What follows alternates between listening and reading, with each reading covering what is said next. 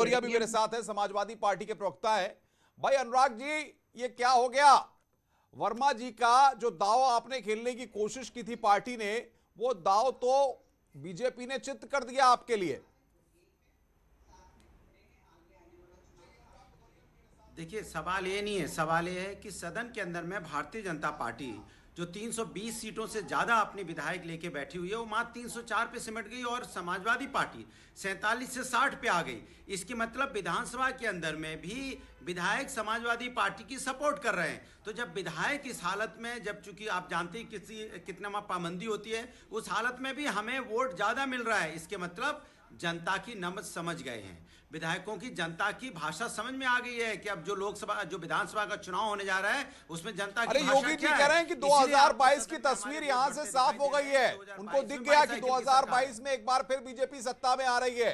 आप कह रहे हैं कि यहां से स्थिति आपकी मजबूत होती जा रही है। यही मैं बिल्कुल कह रहा हूं कि यहां से तस्वीर एकदम साफ हो गई कि भारतीय जनता पार्टी घटती जा रही है। इसलिए तो मैंने आपसे बोला कि विधानसभा के अंदर में जहां पे इतनी पाबंदियां होती हैं विधायक को, वो उसमें भी हमारी सीटें बढ़ी। अगर इनकी 330 आ जाती, 340 पा जाते तो बोलते कि नहीं कि भाई बीजेपी की बढ़ी।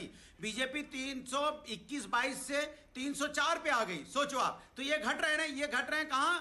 जहां विधानसभा के भाई अनुराग सिंह जी, आपको नुकसान हो रहा है। ये बकायदा मोल भाव के हिसाब से अनुराग भदौरिया आए हैं, एक एक अंकगणित, एक एक नंबर का हिसाब लेकर के।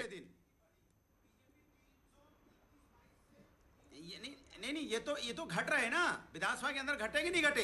एक बात। दूसरी बात, इन विधानसभा में जब मुख्यमंत्री जी बोल रहे थे तो मुख्यमंत्री की भाषा शैली क्या थी आप सुनिए। वो महिलाओं के अत्याचार पे नहीं बात कर रहे हैं, यहाँ पे जिससे बेरोजगारी महंगाई पे बात नहीं कर रहे हैं, यहाँ अपराध जिस तरह से बढ़ा है बात नहीं कर रहे हैं। अनुराग सिंह जी जवाब दीजिए भाई, अनुराग भदौरिया को जवाब दीजिए। अखिलेश जी परिवार, सैफई परिवार, अखिलेश यादव। मैं इनसे पूछना चाहता हूं कि अखिलेश यादव का फोबिया इतना ज्यादा इनके ऊपर सवार है, इनको एहसास हो गया है कि 2022 में अखिलेश यादव जी आ रहे हैं मुख्यमंत्री बनके, तो उस फोबिया से इतने परेशान हैं कि हर वक्त परिवार की बात करते हैं। अरे भैया, परिवार बहुत किस्मत से मिलता है, आशीर्वाद से मिलता है। पूछिए, अनिला जी बैठी है, अनिला जी का ही परिवार है, कितना किस्मत से परिवार मिलता है, ईश्वर की कृपा से। अब बोलने दीजिए अनुराग, अब बोलने दीजिए, बात करना, अनिला जी को अपनी बात रखने दीजिए। अनिला जी बोलिए। अनिला सिंह जी का परिवार है, देखिए ऐसा है परिवार होना कोई गुनाह नहीं होता है, लेकिन मुझे समझ में अभी तक जितने भी चुनाव हुए हैं ना, इंक्लूडिंग ये, हम तो डिस्टिंक्शन से पास हुए हैं। अब जो लोग फेल हो चुके हैं वो हमें पाठ पढ़ा रहे हैं कि भाई अच्छे मार्क्स कैसे लाए जाते हैं। जो डिस्टिंक्शन से पास हो रहा है उसको फेलियर बता रहे हैं कि इम्तिहान में कैसे पास होते हैं। अब यादव जी की पार्टी है ना, जनता में तो इससे ज्यादा घट गए। नहीं, ये तो बहुत छोटा सा नमूना था, इसमें भी डिस्टिंक्शन आई है। और विधायक बहुत चिल्ला रहे हैं, वैसे ही भागने वाले हैं। जिनके पास तथ्य नहीं होता अनुराग जी, वो चिल्लाते हैं। आपका चिल्लाना सिद्ध कर रहा है आपके पास कोई तथ्य नहीं है, आप कुछ भी बोल रहे हैं, वो सपोर्ट नहीं हो पा रहा है। तो आपके 350 विधायक हो जाने चाहिए। यादव जी की पार्टी छोड़ के आपको ज्वाइन कर लेना चाहिए था। यादव जी की पार्टी मैं रोकूंगा, अनिला सिंह आपको भी रोकूंगा, अनुराग भदौरिया आपको भी। सतीश प्रकाश बीएसपी के समर्थक है हमारे साथ है। सतीश जी, ये बीएसपी की पोजीशन क्या हो गई? बीएसपी तो स्ट्रॉन्ग फाइट करने के लिए जानी जाती रही है, अपने वोट बैंक के लिए जानी जाती रही है। अब जो उसके बागी थे जाकर के क्रॉस वोटिंग किए, समझ में आता है, लेकिन बीएसपी क्यों अपनी प्रेजेंस शो नहीं कर पाई?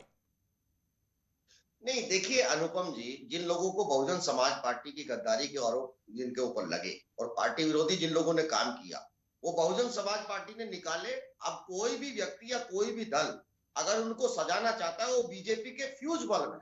उन फ्यूज बल्ब से अगर कोई दिवाली मनाना चाहता है, सत्ता पाना चाहता है, तो उसको मुबारक। मेरा मानना यह है कि लोकतांत्रिक व्यवस्था में, किसी भी लोकतांत्रिक व्यवस्था में, एक पक्ष का, सरकार का चलाना जितना महत्वपूर्ण है, उससे ज्यादा महत्वपूर्ण है विपक्ष की भूमिका। जो संसदीय प्रणाली है उसमें आमतौर पर यह माना जाता है, और सरकार की भी ये नैतिक जिम्मेदारी होती है कि जो विपक्ष है उन्हीं के किसी व्यक्ति को आप नेता प्रतिपक्ष का पद ऊपर देते हैं। यहाँ पे इस तरह का ध्यान नहीं रखा गया। देखिए, भाजपा पहले दिन से ही भारत की जो लोकतांत्रिक व्यवस्था है, जो उसके लोकतांत्रिक मूल्य है, उनको कहीं ना कहीं क्षति पहुंचाती है, उनके ऊपर समय समय के ऊपर प्रहार करती है। और मुझे बड़ा दुर्भाग्य नजर आता है कि कहीं ना कहीं बीजेपी और एक दल के बीच में एक साझा गठबंधन सा हो रहा है कि आप मेरे ऊपर सवाल उठाओ, मैं आपके ऊपर सवाल उठाऊं, और उत्तर प्रदेश की राजनीति को दो हिस्सों में बांटो। एक तरफ एक दल दिखाई दे, एक तरफ दूसरा दल दिखाई दे। आप देखेंगे इससे तो पहले क्या बीएसपी को रेस से बाहर दिखाने की कोशिश है?